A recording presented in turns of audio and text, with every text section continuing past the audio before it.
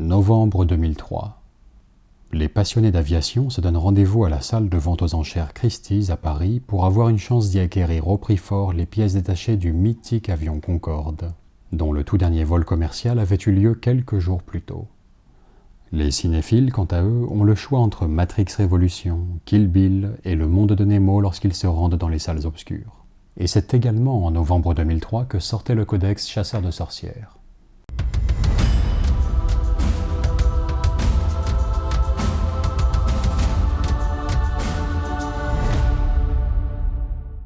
Bienvenue pour cette nouvelle vidéo Ordo Collector. Pour celle-ci, je me suis dit que la sortie des sœurs de bataille plastique étant encore relativement récente, ce serait pas une mauvaise idée de jeter un coup d'œil dans le rétroviseur et regarder une précédente version du codex, celle-ci étant le codex de la 3e édition de Warhammer 40 000. Alors, les sœurs de bataille sont déjà apparues dans des ouvrages précédents, dès la 2e édition, mais c'est vrai que c'est des ouvrages qui n'étaient pas très généreux à leur sujet. Il n'y avait pas énormément d'informations, pas beaucoup d'illustrations non plus. Et finalement, c'est surtout à travers ce codex de la 3e édition que la faction s'est un petit peu développée, a pris un petit peu d'ampleur quand même. Par la suite, il y a eu plusieurs éditions numériques notamment qui consistaient principalement en des mises à jour et qui n'étaient pas forcément accompagnées de sorties physiques du codex.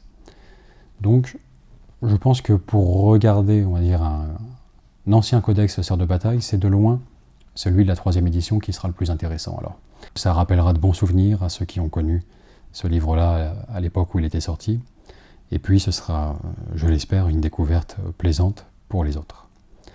Mais avant d'aller plus loin dans l'exploration de ce codex, je tiens vraiment à partager quelque chose avec vous.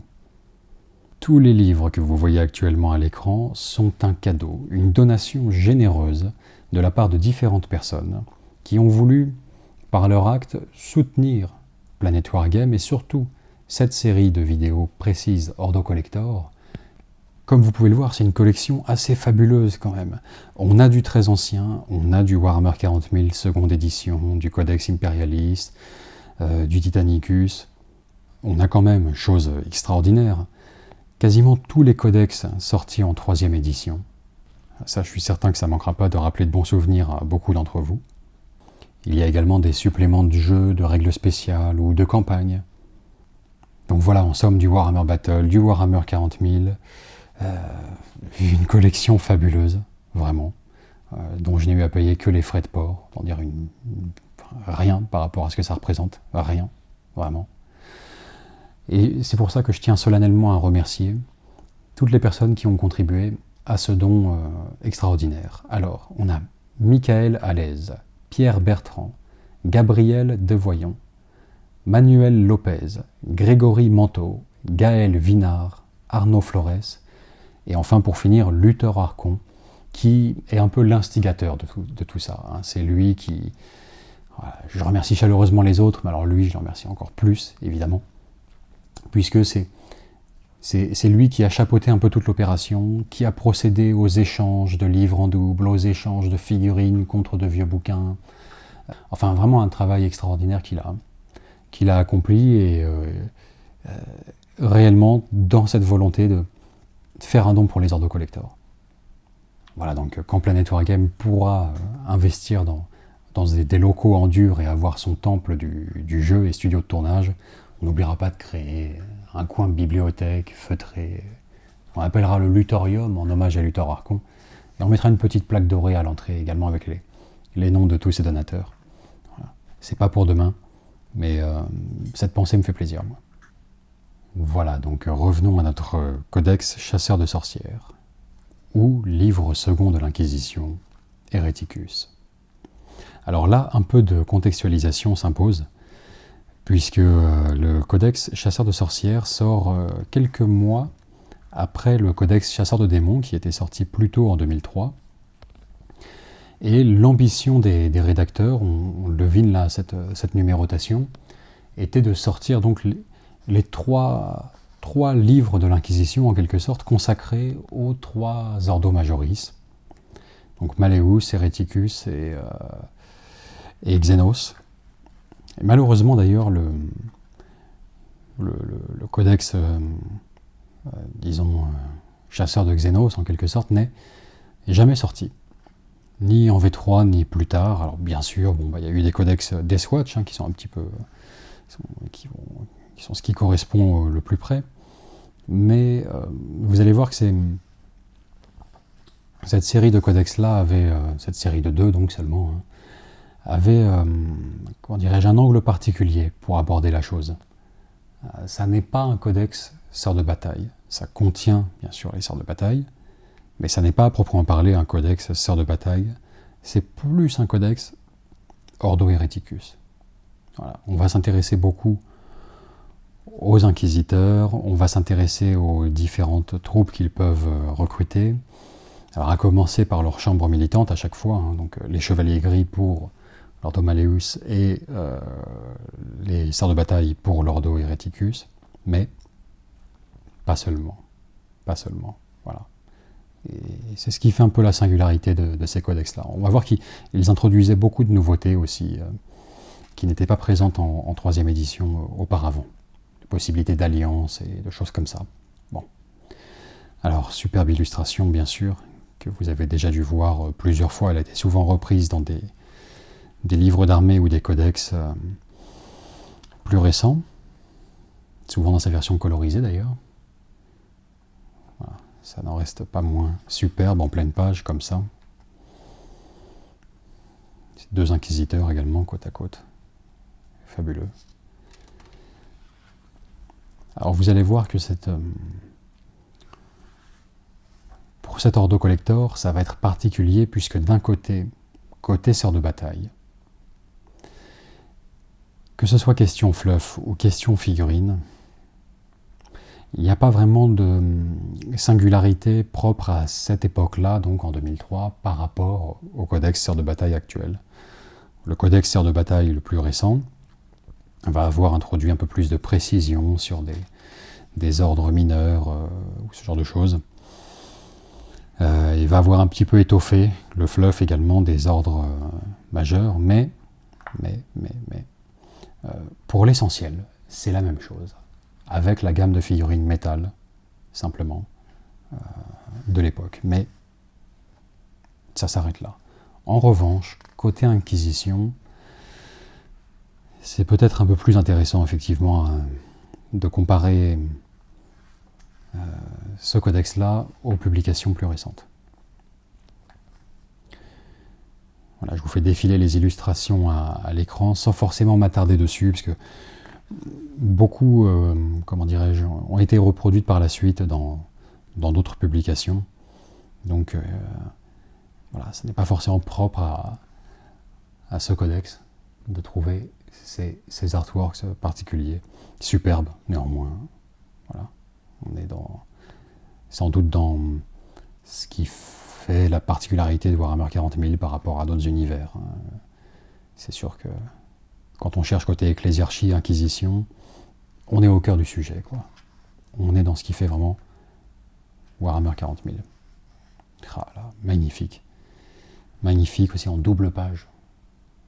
Double page de cet artwork fabuleux. Extraordinaire. Extraordinaire. Il voit des repentia, des arcoflagellants, des prêtres, prêcheurs, confesseurs, missionnaires, machines de pénitence, inquisiteurs également. Fabuleux. Fabuleux. Alors là, voilà, sans prévenir, comme ça, juste au détour d'une page, on commence à attaquer un petit peu les règles. Mais on va revenir sur du fluff par la suite. Ça, c'est vrai que c'est un détail assez amusant des publications de cette période. C'était beaucoup plus décousu en termes de mise en page, en termes tout simplement d'organisation du livre, ses rubriques internes, etc. On allait avoir ça et là, hop, un petit peu de règles, puis un petit peu de fluff. Toujours une section colorisée à la fin, avec des photos de figurines. Ça, c'était la seule chose, on va dire, qui était à peu près constante, enfin qui avait sa place définie dans le livre. Mais Le style d'édition allait changer à chaque codex. On retrouve des points communs, mais ça changeait très souvent. Et voilà, là on va avoir des règles, puis on va revenir après sur d'autres choses. Enfin bon, c'était comme ça. Donc les pouvoirs psychiques de l'Ordo Hereticus. Alors pour le coup, c'est pas la partie la plus savoureuse de ces codex-là. C'était, comment dirais-je, ils avaient beaucoup repris les pouvoirs du codex Chasseur de démons. C'est essentiellement les mêmes. Très peu de différence dans la liste de pouvoirs psychiques.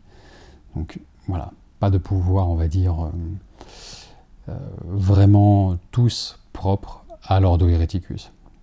Bon. Homme de main de l'Inquisition. Là, c'est un petit peu plus intéressant tout de suite. Par rapport au traitement de l'Inquisition actuelle, même si je ne doute pas qu'il y aura des codex plus développés spécifiquement pour l'Inquisition plus tard, en 8e édition ou dans des éditions suivantes. Je n'ai aucun doute là-dessus. Mais là, c'est vrai que dans ces codex, chasseurs de démons, chasseurs de sorcières, c'était assez développé. On n'avait pas un profil unique d'acolyte pour former la suite inquisitoriale, mais plutôt différents archétypes. Alors on a le profil de base de l'homme de main, qui est ici, un profil d'humain standard, hein, du 3 partout, sauf au point de vie et aux attaques. Mais après on pouvait, comment dirais-je, les faire correspondre à un thème, un archétype, et ça allait complètement changer leurs règles. Alors l'acolyte, hein, le plus simple, on pouvait simplement lui allouer 15 points d'équipement, mais c'était un petit peu, comment dirais-je, l'acolyte ça reste la boîte à outils. Hein. Donc on nous explique entre parenthèses qu'il pourrait s'agir d'un interrogateur, d'un expliciteur, d'un notaire, voilà, bon, des profils variés. Le sage, le guerrier, le familier, le pénitent et le chirurgien. Je vais lire à chaque fois les petits sous-titres parce qu'ils sont très intéressants et ils peuvent évoquer des choses. Alors le sage pouvait être un auto-savant, un lex mechanicus, un calculus logi, pardon, ou une sœur dialogus. Le guerrier pouvait être un croisé, un serviteur d'armes, serviteur de combat, vétéran de la garde impériale. Voilà. Et à chaque fois, les règles bonus qu'ils allaient attribuer à l'inquisiteur ou les possibilités d'équipement auxquelles ils allaient accéder sont détaillées. Donc, par exemple, le sage donnait +1 en capacité de tir à l'inquisiteur, en plus d'avoir lui-même son propre petit profil, on va dire, d'humain, certes fragile, mais l'intérêt principal des acolytes à ce moment-là était de conférer des bonus à l'inquisiteur qui les accompagnait. Donc le guerrier lui-même pouvait avoir beaucoup d'équipements divers et variés, et il conférait +1 en capacité de combat à l'inquisiteur également. Le familier, qui pouvait être un chérubin, un cerveau-crâne, un cyber-rapace, lui, il me semble que ça jouait sur les pouvoirs psychiques. Oui, tout à fait. Non, +1 en initiative, pardon. +1 en initiative, et il pouvait connaître un pouvoir psychique majeur en plus. Je parle de l'inquisiteur, donc. S'il était accompagné par au moins un familier, il pouvait connaître un pouvoir psychique supplémentaire et avoir +1 en initiative. Le pénitent, qui pouvait être un psyker lié, un sorcier repenti ou un intouchable, un paria, quoi. Qui servait essentiellement à absorber les pouvoirs psychiques dirigés contre l'inquisiteur ou sa suite. 4+ pour absorber et donc contrecarrer les pouvoirs psychiques. Vous pouvez passer à 2+ si on avait plusieurs pénitents. Le chirurgien, qui pouvait être un tortionnaire, un excoriateur ou une sœur hospitalière, qui permettait d'ignorer la première blessure à chaque tour infligée à un inquisiteur. Voilà. Enfin, plusieurs archétypes qui pouvaient se décliner eux-mêmes en plusieurs sous-types et qui étaient complètement ouverts aussi aux conversions ou au fluff perso que vous vouliez développer pour votre suite inquisitoriale. En somme, voilà, on avait accès à beaucoup plus de diversité en termes d'acolytes, d'hommes de main de l'Inquisition pour les suites de l'Inquisiteur. Voilà. Ils venaient chacun renforcer l'Inquisiteur, ainsi qu'apporter aussi leurs propres bonus personnels ou être eux-mêmes des figurines combattantes. Voilà. Bon, une section très sympa, très détaillée, vraiment très enrichissante. Voilà, sublime illustration, pleine page, encore une fois, toute une collection de croquis extraordinaires, qui méritent vraiment qu'on s'y attarde un petit peu. Hein. Regardez ces croquis. Là, celle-ci avec sa coiffe, hein, fabuleuse. La sœur hospitalière, extraordinaire. La figurine actuelle plastique est plutôt fidèle à cette représentation d'ailleurs, plutôt. Hein. Du chérubin, du cerveau-crâne, impénitent, fabuleux. Ouais, vraiment superbe. Alors, règle spéciale des sœurs de bataille. Bon, les actes de foi étaient déjà présents. Et leur fonctionnement était un tout petit peu différent. Mais le principe était le même. Dans les grandes lignes, si vous voulez.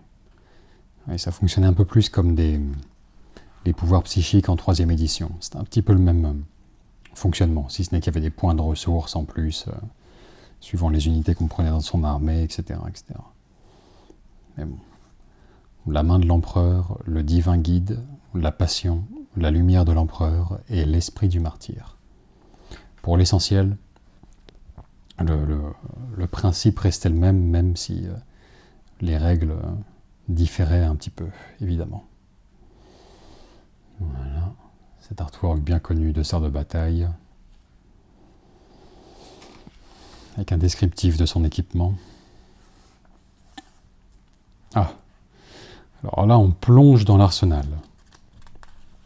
Assez riche, ça foisonne d'équipements plus ou moins répandus à l'échelle de l'armée, hein, puisque certains sont vraiment, comment dirais-je, constitutifs de ce qui fait une bonne partie donc de cette force de chasseurs de sorcières. L'armure énergétique, par exemple, pour toutes les sœurs de bataille, évidemment. Bon, alors on y apprend qu'elle nous donne une sauvegarde d'armure de 3+. Voilà.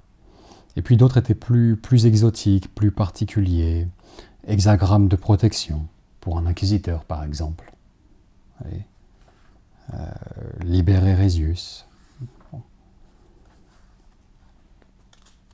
Des choses voilà, beaucoup plus singulières pour les personnages notamment, et parfois pour une unité précise.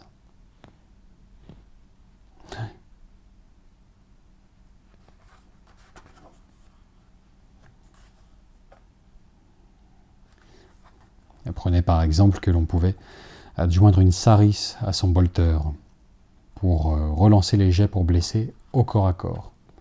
Voilà, ça ne compte pas comme une arme de corps à corps additionnelle et donc on ne reçoit pas d'attaque supplémentaire. C'est simplement, comment dirais-je, rendre son bolter plus efficace au corps à corps. Voilà, c'était à ajouter sur un bolter. Amélioration de véhicule, ça n'a pas vraiment changé de ce côté-là.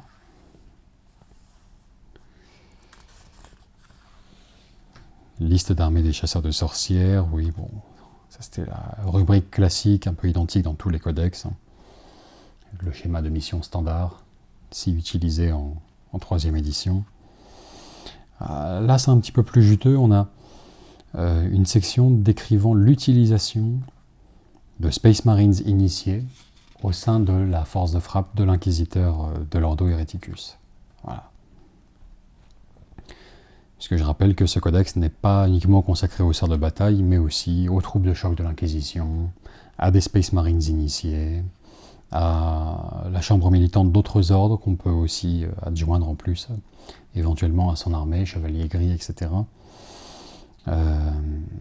Et ça, quand même, ça mérite qu'on s'y attarde un petit peu, puisque cette section-là vous propose d'avoir des alliés pour les chasseurs de sorcières. Et c'était une singularité vraiment dans cette édition-là, puisque les règles d'alliance qu'on connaît maintenant, qu'on a connues dans des éditions à partir de la V6, je crois, Ce n'était pas du tout la norme. En V3, loin de là, tout le monde jouait en monocodex. Hein. Chasseurs de démons comme chasseurs de sorcières avaient cette particularité de pouvoir faire partie d'armées alliées. Vous pouvez adjoindre notamment de la garde impériale ou du Space Marine à son armée de chasseurs de sorcières. Avec certaines restrictions tout de même. Hein. Les règles de chapitre, les règles spéciales propres à chaque chapitre Space Marines ne s'appliquaient pas. Il s'agissait de Space Marines liés par un pacte ancestral, mais un petit peu obscur, à l'Ordo Hereticus. Donc là, on arrive à la section consacrée aux règles des unités. On va commencer bien sûr par, en tant que QG, les seigneurs inquisiteurs, héroïne de l'Adepta Sororitas, qui pouvait être une palatine ou une chanoinesse, la chanoinesse étant d'un grade plus élevé que la palatine et ayant un meilleur profil, un point de vie et une attaque en plus pour le représenter, ainsi que plus un point de commandement. Des héros assez peu cher payés en points, hein, mais nécessitant toute une ribambelle d'équipements pour être efficaces. Voilà. Les inquisiteurs notamment brillaient presque exclusivement par rapport à leurs équipements ou aux hommes de main qu'on allait leur adjoindre. Bon, en plus du fait de pouvoir être un psyker, bien sûr, ce qui est quand même précieux dans toute armée. Mais voilà, c'est plutôt, on allait avoir un budget alloué en points d'équipement à dépenser dans la section consacrée pour personnaliser un peu ces personnages et en faire des combinaisons de jeu intéressantes, quoi. Voilà. J'ai parlé des hexagrammes de protection, différents équipements, soit réservés aux chanoinesses, soit aux inquisiteurs. Pas d'équipement très intéressant. Voilà. Mon préféré de tous étant quand même celui-ci, là, le mandat inquisitorial. Longue liste des châtiments déplaisants réservés à ceux qui échouent. Ce redoutable document détaille ce qui attend tous ceux qui ne sont pas capables d'accomplir leur devoir envers l'empereur. Une figurine dotée du mandat inquisitorial peut le révéler une fois par bataille. Cela peut être fait à n'importe quel moment à condition que le porteur ne se déplace pas lors du tour où il est révélé. Oui, il faut rester immobile pour déplier sa liste. Ouais. Lors du tour où cela survient, toutes les figurines alliées dans un rayon de 2d6 pas reçoivent plus une attaque pour le reste de ce tour, attaquant avec une vigueur renouvelée pour prouver leurs ailes. Notez que le mandat peut être révélé lors du tour de votre adversaire si vous le souhaitez. Un seul par armée. Voilà un équipement qui me fait délirer, parce que ça reste fondamentalement un parchemin. Un long parchemin interminable, qui pour autant n'est pas non plus un parchemin de sortilège ou quelque chose de cet acabit. Non, c'est simplement une longue liste des châtiments déplaisants réservés à ceux qui échouent. Voilà. Au lieu de simplement se contenter d'avoir un court mandat qui tient dans une poche pour l'inquisiteur et évoquant le fait qu'effectivement il a toute licence pour soumettre à la question même de loyaux serviteurs de l'empereur ou éventuellement exercer des châtiments en cas de manquement, péché ou faute avérée. Non, on va faire une liste point par point des pratiques en question et de leur exécution, quoi. Donc ça, c'est assez extraordinaire. Voilà. Là, on est en plein dans Warhammer 40 000, plus particulièrement dans l'Imperium et l'Inquisition. Voilà. Hein. Au lieu d'avoir le droit de, c'est voilà. Cette liste inclut, mais n'est pas limitée à. Alors, éviscération, écartèlement, suspension par les parties génitales, quelle que soit la nature des dites parties génitales, eu égard aux femmes et aux abhumains, bien sûr. Puis, pendaison à l'aide des dites parties génitales, si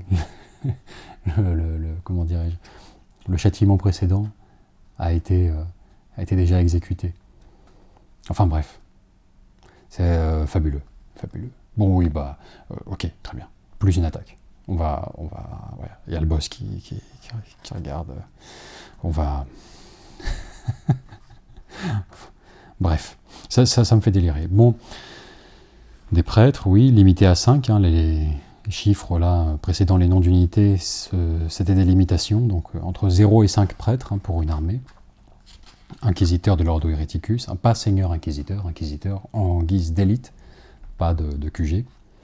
Les fameux arcoflagellants, extraordinaires bien sûr, 35 points quand même l'arcoflagellant. Endurance 5, il faut dire, et 1 des 6 attaques.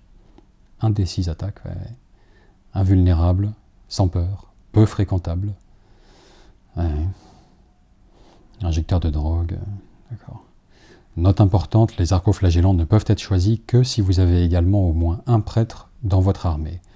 Un représentant de l'ecclésiarchie doit ordonner le déploiement de ces machines à tuer. Vous allez voir que ce genre de note importante, hein, ces encarts là sont présents à travers un petit peu tous les choix d'unités, avec des restrictions dont certaines sont assez géniales quand même, assez bien formulées. Enfin, on y reviendra. Mais bon. Extraordinaire, hein, les arcoflagellants. Alors, inchangés hein, à ce jour, hein, en termes de fluff et de concept, bien qu'ils aient reçu de nouvelles figurines. Légèrement en termes de règles, bien sûr, hein, quelques changements de ce côté-là, mais leur fluff reste toujours aussi génial. Hein. Ceux coupables de nombreux crimes contre l'empereur ou d'hérésie peuvent être condamnés à l'arcoflagellation. Ils sont alors chirurgicalement modifiés et leurs esprits reconditionnés. Leur corps se voit implanter une collection effrayante d'armes blanches et d'injecteurs de drogues diverses.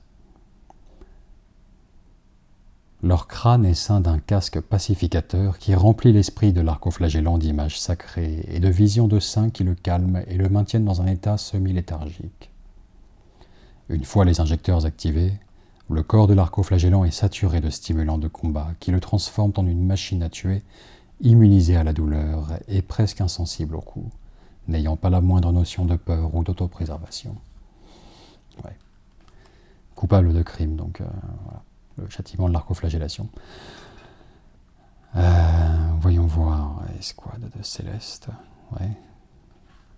Sœur Repentia. Qui était souvent sur un résultat de 1 ou 2, obligés d'avancer de leur mouvement plus un des 6 pas vers l'ennemi le plus proche, obligés de charger à la phase de corps à corps. L'unité la plus proche toujours. Enfin bon, assez incontrôlable, quoi. Les assassins, les fameux assassins impériaux, assez gourmands hein, en espace de texte pour les règles de chacun. C'est une figurine individuelle à chaque fois pour les temples Culexus, Calidus, Eversor, Vindicaire. Mais 2 pages, 3 pages consacrées, 3 pages consacrées aux assassins. Cultiste de parc, qui avait une nature un petit peu différente en termes de traitement de règles quand même à l'époque, puisque 40 points la cultiste, le même prix quasiment qu'une...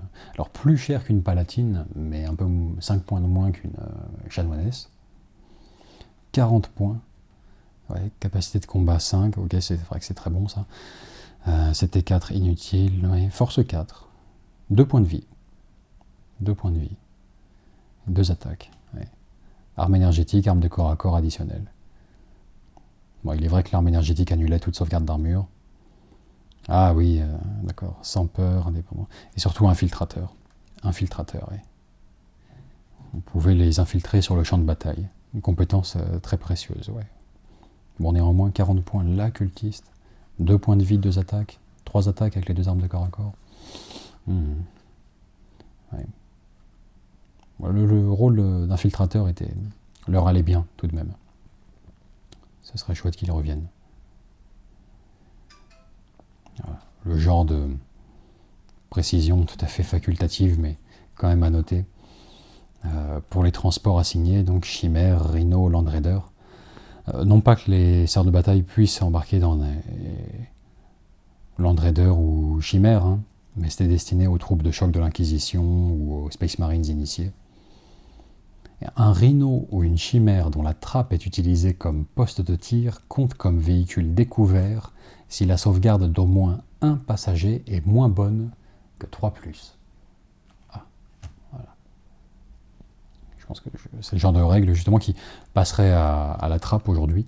Non pas que ce soit un mal, hein, loin de là, c'est vrai que ça allège considérablement le corpus de règles à consulter, hein, c'est indéniable. Enfin là, c'est vraiment le souci du détail, quoi. S'il y a un passager qui n'est pas en armure énergétique qui tire depuis la trappe d'un rhino, alors le rhino devient un véhicule découvert. Ouais. Un non-Space Marine, une troupe de choc qui tire depuis un rhino, véhicule découvert. Incroyable. Escouade de cerfs de bataille, troupe de choc de l'Inquisition, qui avaient leur figurine dédiée. À ce moment-là, bien que les troupes de choc type Kasserkin soient utilisables à leur place. Hein. Il s'agit essentiellement de fantassins en armure carapace, dotés de fusils radiant laser avec viseur. Et alors, note des concepteurs, l'Ordo Hereticus en appelle souvent aux forces de l'Adeptus Arbites pour l'aider, lui confiant la tâche d'arrêter les criminels et ainsi permettre aux inquisiteurs de continuer à travailler dans l'ombre. Les troupes de choc peuvent donc être remplacées par des escouades de l'Adeptus Arbites, chaque soldat ayant gratuitement un fusil à la place de son fusil radiant laser et de son viseur.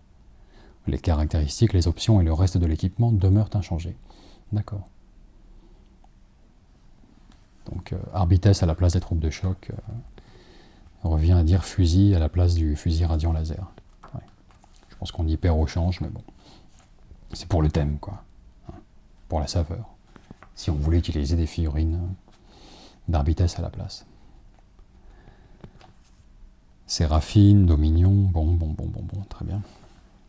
Du classique, je m'attarde pas énormément en fait sur... c'est vrai quand même, ce qui fait le cœur du codex quelque part, les sœurs de bataille, mais parce que, hormis les mises à jour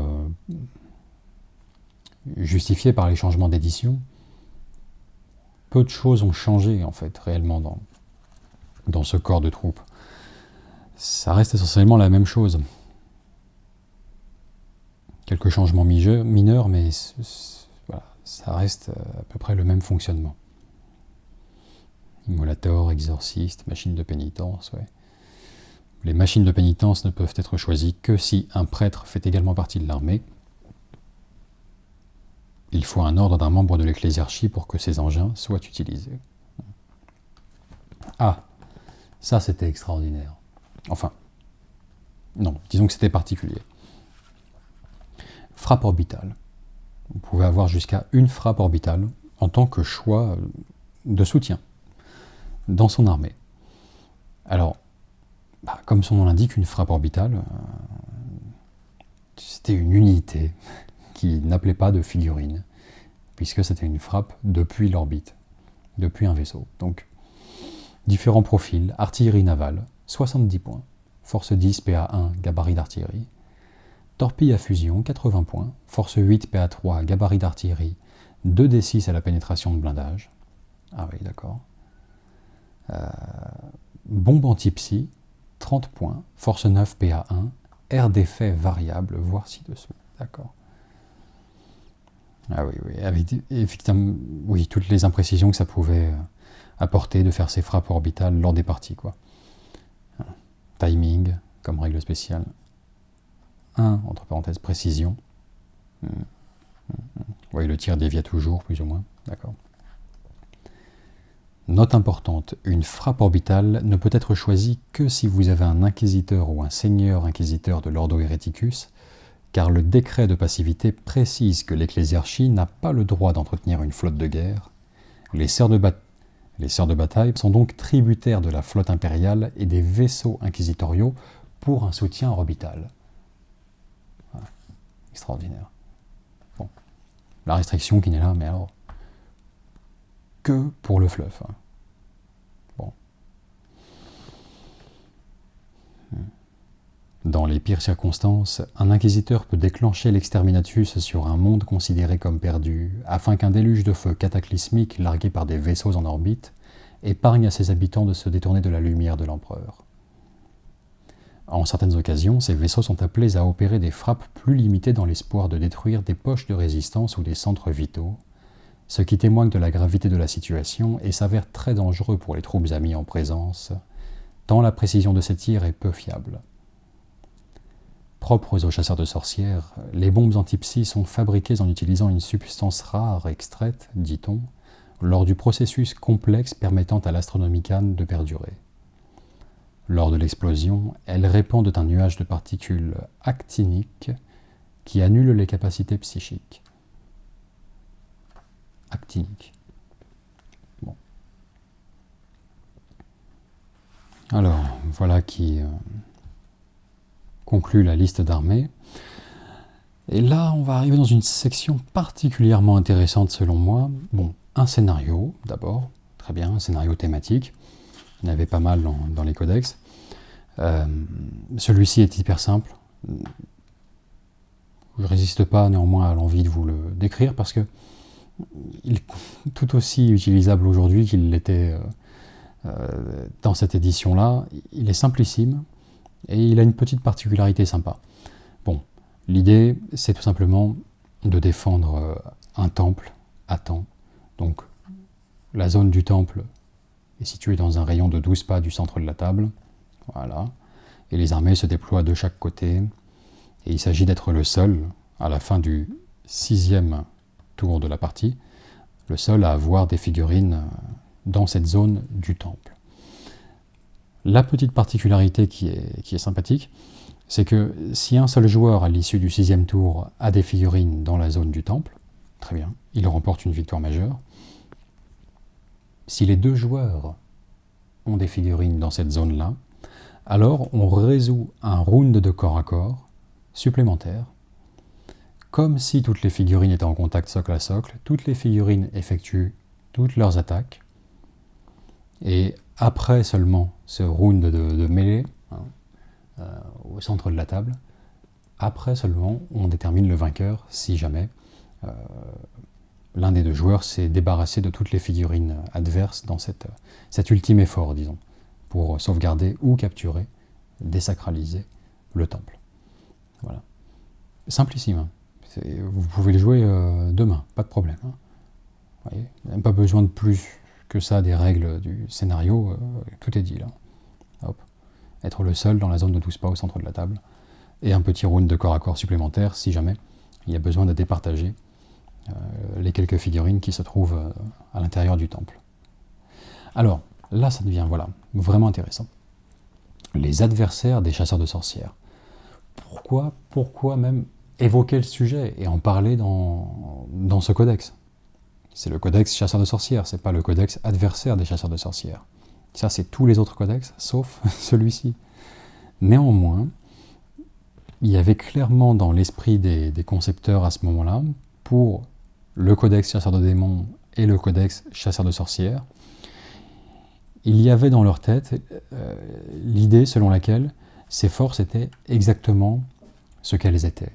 Les chasseurs de sorcières sont des chasseurs de sorcières. Leur vocation première, c'est de débusquer et annihiler les psykers ennemis, les sorciers de tout type, et accessoirement les officiels impériaux hérétiques. Voilà. Qu'il s'agisse de gouverneurs, de diplomates, de cardinaux, de papes, voilà. En fait, s'en prendre aux membres jugés hérétiques du clergé impérial et à tout psyker par extension. Et ça s'arrêtait là, en fait. Ça s'arrêtait là. De même pour les démons, on transpose facilement. Il fallait qu'il y ait quelque part incursion démoniaque ou rituel démoniaque pour justifier le déploiement de chevaliers gris. Sinon, c'était pas la peine. Alors, chose qui a bien disparu aujourd'hui. Et c'est à la charge des joueurs entièrement de prendre le soin qu'il y ait toujours une raison cohérente à un affrontement, s'ils le souhaitent, s'ils souhaitent donner ce côté narratif à leur partie. Effectivement, on peut s'interroger sur le fait que pourquoi est-ce que des chevaliers gris iraient affronter des orques, par exemple. Alors, soit le fluff a été modifié depuis, comme ça a été le cas pour certains codex, on va dire, ou certaines forces, chevalier gris, custodes, etc., pour justifier le fait qu'ils aient un panel plus large d'adversaires que leur simple spécialité, soit ça a été un peu occulté, disons. Voilà. Ça reste de côté. Mais c'était vraiment une préoccupation de leur part. C'était comme s'ils se sentaient obligés de justifier en quelque sorte le fait de pouvoir utiliser ce codex contre d'autres factions, que les factions tout indiquées qui leur serviraient d'adversaires. Voilà. Alors, bon, différentes sections visant à vous donner des raisons pour lesquelles les chasseurs de sorcières pourraient participer aux scénarios les plus courants. Donc ça, ce sont les scénarios du livre de règles, de base. Au hasard, les plus basiques, vraiment, disons, empoignade, combat nocturne, prendre et tenir. Vraiment, empoignade, c'est le scénario de base. Empoignade et patrouille sont vraiment les scénarios les plus basiques de cette édition. L'armée ennemie, menée par un hérétique, souvent un puissant psyker, tente de prendre le contrôle d'un point stratégique comme une usine, une armurerie, un carrefour routier ou un centre de communication dans le cadre d'une insurrection à grande échelle. Les chasseurs de sorcières doivent les en empêcher avant que la situation ne devienne incontrôlable. Bon, exemple. Voilà. Et là, les adversaires des chasseurs de sorcières, c'est là où cette volonté des rédacteurs est la plus criante. C'est que qui dit chasseur de sorcières dit sorcière, en l'occurrence, du moins psyker. Et donc ils ont inclus une liste d'armées, d'ennemis, de l'Adeptas Sororitas, de l'Ordo Hereticus, bref, des ennemis thématiques. Et ils avaient fait la même chose pour le codex chasseur de démons, où on pouvait adjoindre en quelque sorte des forces soit directement démoniaques, soit possédées, soit même des manifestations de démons majeurs qui prenaient le contrôle de notre général, pour en quelque sorte justifier de l'affrontement contre des chevaliers gris. Et là, c'est la même chose. C'est la même chose. Donc, pouvoir apocalyptique, c'était le fait de pouvoir prendre des pouvoirs psychiques pour n'importe quel général adverse, psyker néanmoins. Au lieu de prendre ses pouvoirs réservés à son armée, il pouvait prendre ses pouvoirs psychiques dits apocalyptiques. Lacération mentale, dévoreur d'âme, danse des poupées, qui justifiait un petit peu de son allégeance, si ce n'est chaotique, au moins hérétique. Hein. Mais bon, le plus souvent chaotique. D'accord. Donc, toute liste adverse, garde impériale, on pouvait prendre ces pouvoirs-là en plus, ou inclure ces forces-là en alliés, pour justifier du déploiement de l'Ordo Hereticus en quelque sorte, quoi. Voilà. Et je me souviens notamment qu'ils en avaient fait peut-être encore un peu plus avec le Codex Chasseur de démons, où on voyait même fleurir dans le White Dwarf des projets d'armée chaotisés ou démonisés, alors que ça fait pas partie de leur essence. Il y avait des orques mutants, des orques de Nurgle notamment, qui étaient mis en avant. Alors tout ça, c'est la période, voilà. Chasseur de démons, chasseur de sorcières, œil de la terreur. Voilà. On est entre 2001 et 2003. On est en plein dedans. Voilà. Des orques du chaos, des choses comme ça. Il fallait au moins ça pour rameuter chevalier gris ou sœur de bataille. Voilà. Donc là, cette liste-là, quand même. On va s'attarder un petit peu dessus. Un psyker renégat, encore une fois, soit pour être joué en tant qu'armée, soit pour être adjoint à d'autres forces en tant qu'allié. Vous pouvez avoir un psyker renégat, un cardinal apostat, des mutants ou des renégats. Voilà. Les renégats étant tout simplement des civils, des cultistes, des gardes, comment dirais-je, convertis au chaos.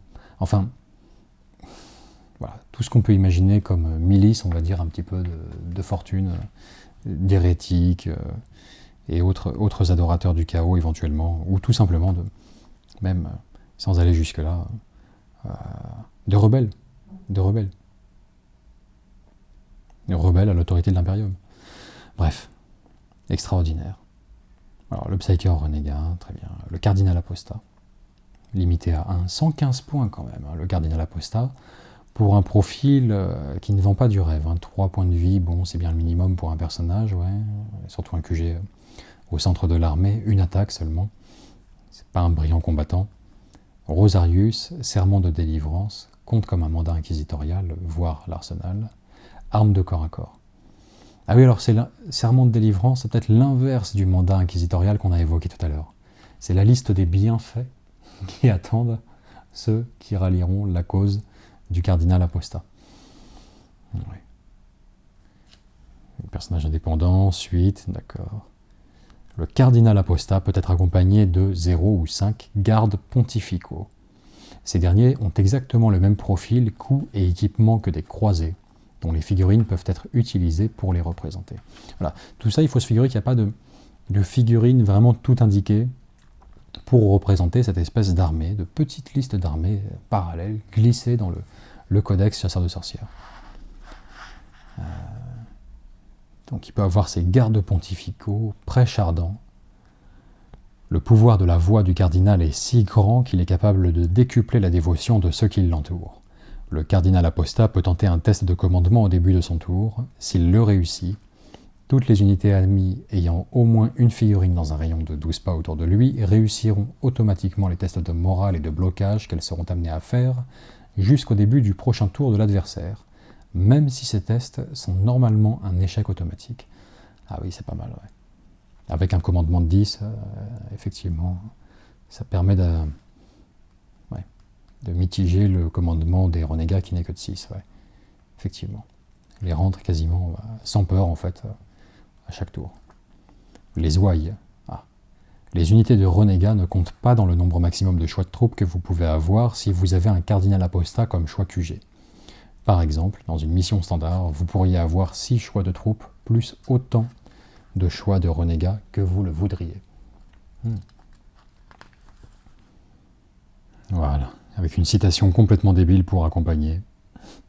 Malédiction, juste au moment où ce monde de moutons asservis et pathétique tombe sous mon influence maléfique, un petit inquisiteur grincheux va pleurnicher auprès de l'Adeptus Terra à propos de psychers déments et de possession démoniaque. Est-ce que j'ai l'air possédé? En ai-je l'air? Complètement stupide. D'accord. Enfin, stupide, mais toujours est-il que cette double page me fait rêver quand même. Quoi, on est... ouais, ça fait 17 ans à peu près du coup. 17 ans plus tard. Ça me fait toujours rêver quand même, l'invitation qui est faite ici à se créer une force de renégats, mais pas forcément les cultistes du chaos habituels, quoi. Pas forcément. Oui, c'est génial, les cultistes. Tout le monde aime les cultistes du chaos. Mais oui, en 2020, on peut imaginer partir sur de la conversion à base de gang Kodor pour Necromunda, utilisé en guise de fantassin pour cette armée de rebelles. On peut réhumaniser un petit peu du culte Zinstealer pour faire du mineur séditieux. On peut utiliser pourquoi pas les Cadiens aussi de Blackstone Fortress. Enfin voilà, l'offre s'est agrandie. L'arrivée de toute une gamme plastique prête à convertir s'y prête bien. Voilà. Et ce genre de thème, match miroir humain contre humain, des rebelles, des séditieux, des factieux, des indépendantistes, ça me fait rêver. Ça fait rêver. Sire, on a une rébellion. Qu'est-ce qu'ils veulent? Quelles sont leurs revendications? Moins d'impôts, plus de liberté. D'accord, oui, bon, enfin bon. Les adorateurs du culte du chaos, quoi. Dans le doute, écrasez-les. Hein, dans le doute. Voilà. On n'a pas le temps. On n'a pas le temps de discuter. C'est pas mal. Franchement, ouais. cardinal apostat, mutant, renégat, psyker. Extraordinaire, extraordinaire. Là aussi, cette double page. Magnifique.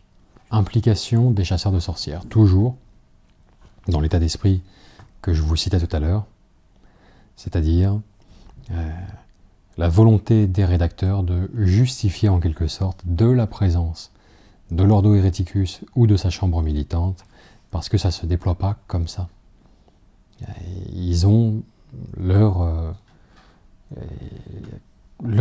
domaine de prédilection, tout simplement, leur ennemi attitré. Et donc, toute une liste en fait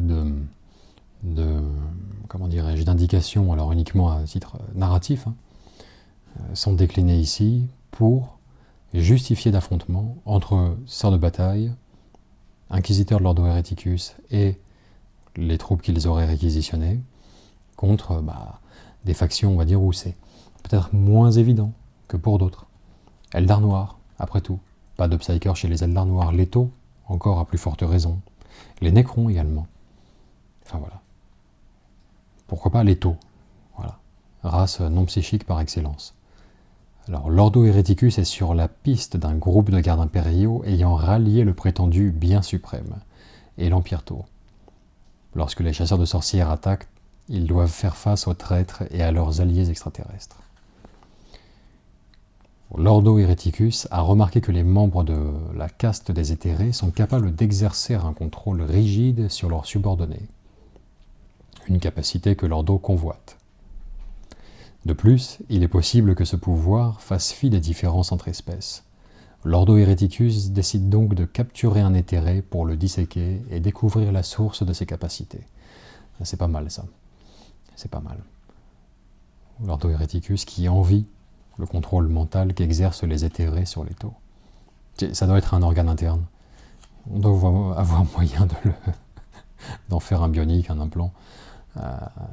C'est pas mal, ça nous intéresse.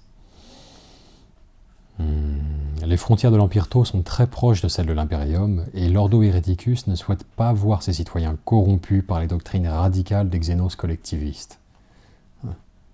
Pourriture collectiviste. Il déclenche donc un pogrom contre une colonie Tau isolée. Collectiviste, pogrom, ouais, bon, extraordinaire. Une raison d'affronter les Tau, quoi. Les Space Marines, pourquoi pas? Pourquoi est-ce que cette branche de l'Inquisition s'en prendrait à d'autres loyaux serviteurs de l'Empereur? Alors, les chapelains du chapitre prêchent une interprétation du credo impérial déclaré hérétique, et les chasseurs de sorcières comptent les remettre dans le droit chemin. Des soupçons présents depuis longtemps sur le patrimoine génétique du chapitre, qu'on pense perverti depuis les jours glorieux de la Grande Croisade. D'accord. Les chasseurs de sorcières veulent se procurer un échantillon de celui-ci, mais les Marines ne l'entendent pas de cette oreille. Ouais. Maître de chapitre qui a des pouvoirs psychiques prodigieux, d'accord. Très bien. Des archivistes, également.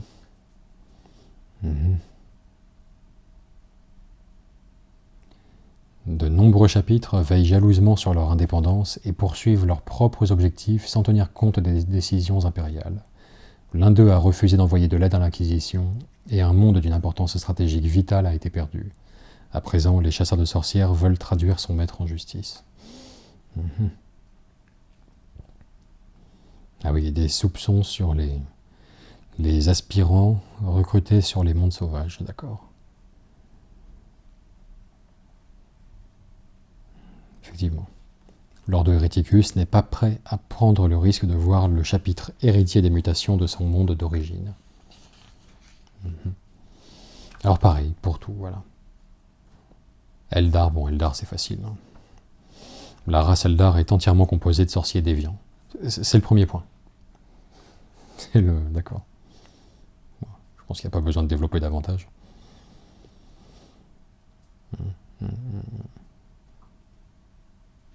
Eldar Noir, en revanche, c'est plus singulier.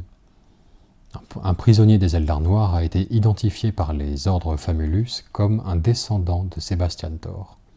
Accompagné d'un inquisiteur taurien, l'Adeptas Sororitas fera tout pour le délivrer.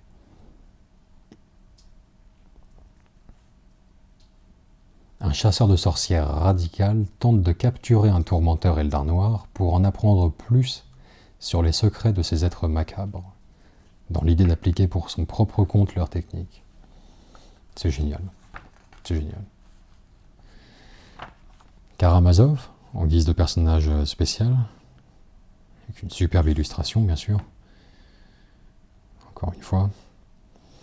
Bon, Karamazov, bien connu, voilà. Trône de jugement, force dans la solitude. Très bien.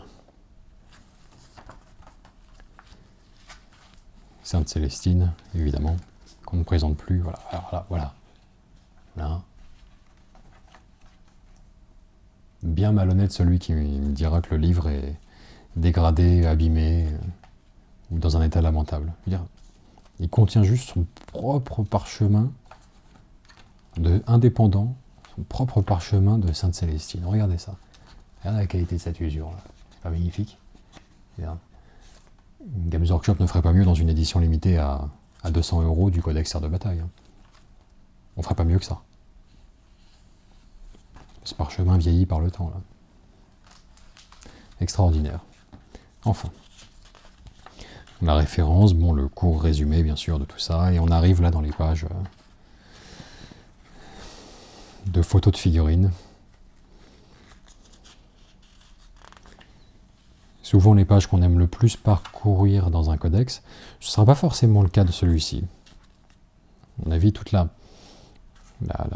partie la plus intéressante se situe dans la section qu'on a vue précédemment, hein, avec les prétextes narratifs pour que les serres de bataille ou l'Ordo Hereticus affrontent différentes factions, mais également, et surtout même d'ailleurs, la liste d'armées suggérées pour des renégats humains.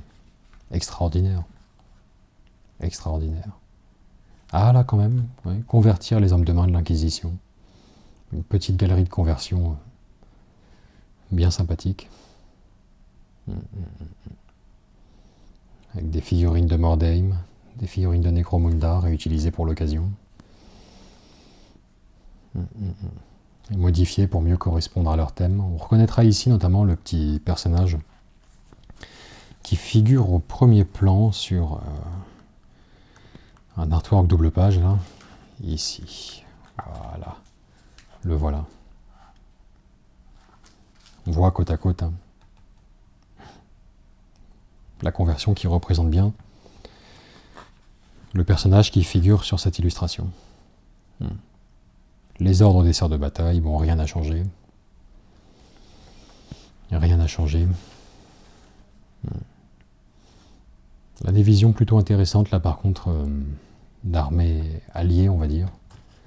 Adeptas Sororitas, garde impériale. Chevalier gris également.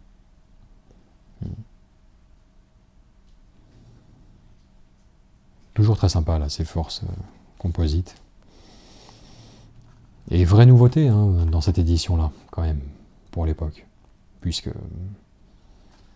voilà, la possibilité d'alliance, on va dire, au sein d'une même faction plus large n'était pas du tout prise en compte dans le jeu. Très sympa ce décor là. Les serres de bataille se regroupent près de l'antique monument funéraire d'un martyr. Ah ouais. Simple, mais très efficace comme décor. Ouais. Voilà. Et on conclut donc sur cette merveilleuse illustration et une petite galerie de figurines ou de conversions. Mini diorama avec une séraphine. Ouais. Et bien sûr, pas de meilleure conclusion que une pleine page de ce superbe artwork de John Blanche. Voilà. Magnifique. Magnifique. Enfin. Bon, bah voilà qui nous amène au bout de cet ouvrage. J'espère que les points principaux, on va dire que sur lesquels je vais être revenu en tournant les pages de ce livre, vous auront soit rappelé de bons souvenirs, soit interpellé, si vous ne les connaissiez pas précédemment, à savoir, comment dirais-je, la présentation un petit peu jeu de rôle des différents équipements, le mélange complet en termes de mise en page et de rédaction, le mélange complet de fluff et de règles, tout ça joué ensemble, ce qui n'est pas le plus pratique en termes de corpus de règles, mais en revanche, qui donne de la saveur aussi au jeu, d'avoir systématiquement une explication fluffique, j'ai envie de dire, pour accompagner la moindre règle, la moindre restriction, etc. Et puis surtout, alors, toutes ces explications, ces prétextes narratifs pour les raisons pour lesquelles cette faction en affronterait d'autres, et le bijou vraiment de ce codex, notamment. Une liste d'armées de renégats à adjoindre en allié à toute force ennemie, pour donner du piment vraiment à la bataille et justifier de la présence des unités décrites dans ce codex. Vraiment extraordinaire. Bon, bah, il ne me reste plus qu'à vous remercier pour le moment passé ensemble, et puis à vous dire à une prochaine fois pour la découverte d'autres codex ou livres de règles du même acabit que celui-ci. Bien, d'ici là, bonne peinture, bon jeu et à bientôt.